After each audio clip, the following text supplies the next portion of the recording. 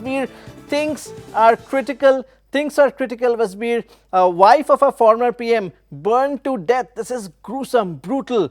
We have had a four-time former CM, former PM and his wife assaulted, ministers assaulted. We saw the finance minister, how he had a narrow escape. And then, of course, the protesters are not even sparing the Supreme Court, the Parliament, the police headquarters. They're going on a rampage everywhere, despite the army calling for restraint. Wasbir.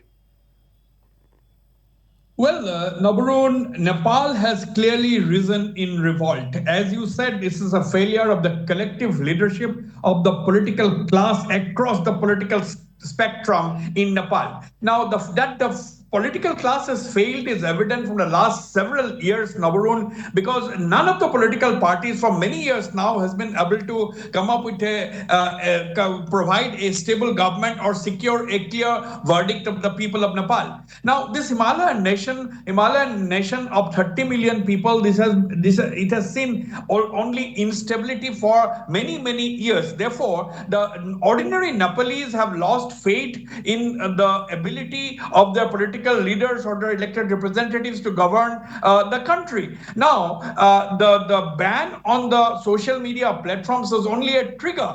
The main anger of the youths who have come out in thousands onto the streets of Kathmandu, they are actually angry with the rampant corruption that is prevalent in Nepal. Now, they are more angry because the authorities have not been able to pursue even the most high profile of the corruption cases. Now, none of the people who are accused of corruption are seen to be booked by the authorities concerned. So there is a nexus between the politicians and the contractors, suppliers, businessmen. So it's a clear nexus. So that is the reason why the people or the youth led by the Gen Z, led by the youths have risen in revolt and have taken Kathmandu by storm. In fact, the Prime Minister, KP Sharma Oli, was in China, totally failed to read the writings on the wall. And that is absolutely clear, because otherwise, if such a revolt was brewing, that it was going to escalate and burst,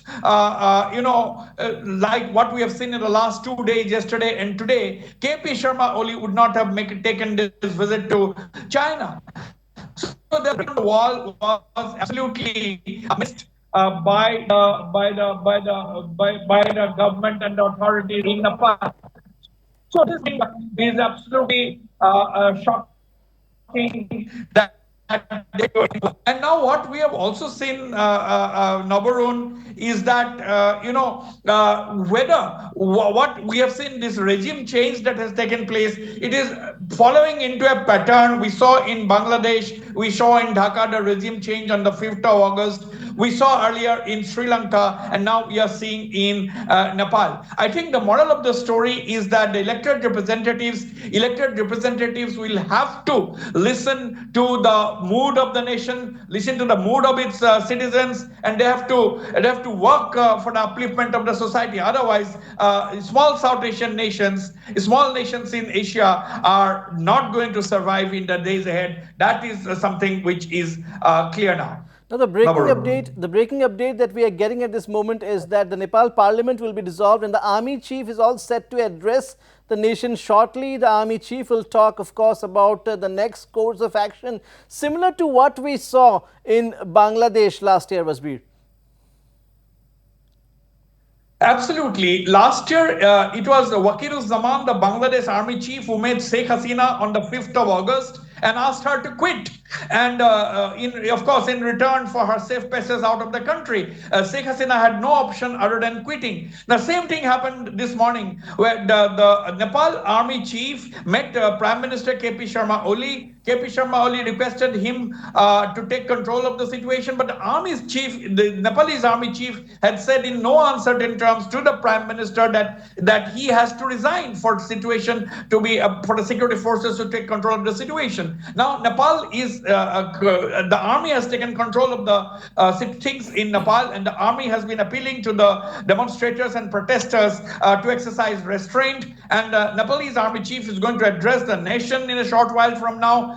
So Nepal is under army rule at this point in time because of the failure of the political class, because of the failure of the elected representatives to deliver justice to the people. Another thing, Nabarun, I'd like to point out that the divide between the rich and the poor in Nepal has been increasing by the day. Rich are getting richer, poor poorer. So that is also one of the reasons why the youths have been terribly angry, and that is the reason, as the visuals on the screen speaks for itself. The parliament has been burnt, the Supreme Court has been attacked, the Sher Bahadur Deuba, the 3 to 4 time chief prime minister of Nepal, has been attacked along with his wife. So this explains the anger of the people, anger of the youths particularly. But now it is left to be seen whether the youths who are apparently working without a structured chain of command, whether they will be able to restore a semblance of normality, whether if things are given to the youths, whether they will be able to run Nepal properly. Of course, we'll have to wait and watch.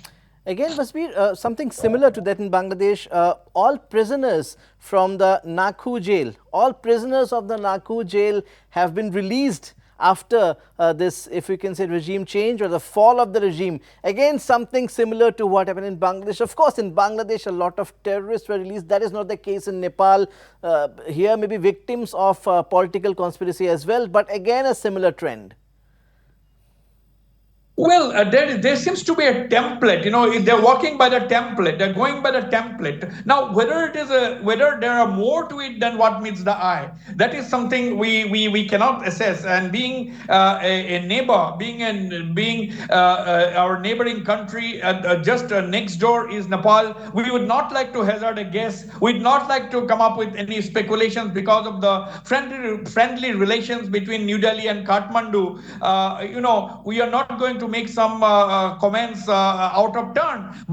But Nabarun, we cannot miss the fact that it is working according to the template. Whether it falls into a pattern what we saw in Bangladesh than what we saw in Sri Lanka. So whether this is part of a bigger plan, whether it is part of a bigger situation, we don't know. But but Nepal is definitely different because there has been rampant corruption in the country. The youths and the common people are absolutely agitated and angry with the political class. None of the political parties have been able to provide Nepal with a stable government because they have not been able to secure a clear mandate from the people of Nepal. That means the people of Nepal themselves were not sure of the political leaders whom they are going to represent. So Nepal, I would presume, or I would leave it saying that it is a different case. I hope it is different and not part of the pattern in Bangladesh. Again, just like Bangladesh, I'm sorry, I'm drawing the comparison once time and again.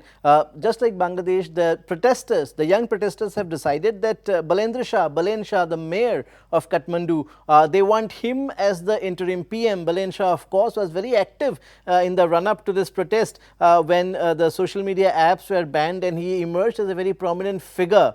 So probably we can say that they have already decided who the interim PM would be of Nepal and whom they want installed there. And the protesters said they do not want army to take charge, to take control. Very similar again to that in Bangladesh. Well, you see, Balen Shah, the mayor of Kathmandu, is a fairly young politician. He is suave and young, that Balen Shah, and that is the reason why the youths have projected him. But again, this brings me to the question, Nabarun, if the youths who are on the streets of Kathmandu creating havoc, if they are without a leader, if they are without any organizational structure, without a clear chain of command, then who are the people projecting a person like Balen Shah as the interim prime minister of Nepal? So these are questions which we have to ask.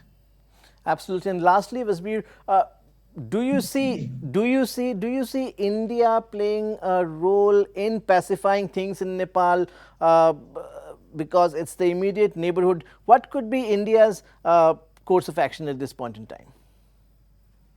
Well, Nabarun, India's main priority is to see a peaceful neighborhood, and since it has been maintaining a close relation with Nepal, it's a traditional bond of friendship actually with Nepal. Of course, there has been blow hot, blow cold in the last couple of years, and that could be largely because of the lack of a stable government in Nepal itself, with which New Delhi can have a steady and consolidate their relationship.